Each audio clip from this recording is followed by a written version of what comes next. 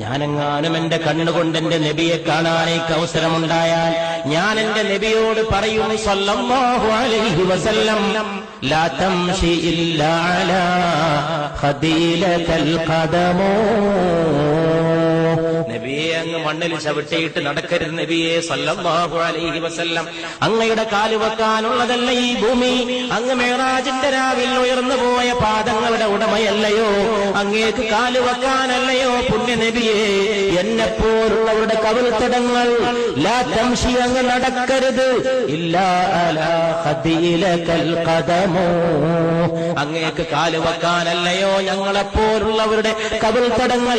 അതുകൊണ്ട് ഈ കവിൾത്തടങ്ങളിൽ പാദം ഊന്നി വെച്ച് നടന്നാലും മുസ്തഫ സല്ലല്ലാഹു അലൈഹി വസല്ലം.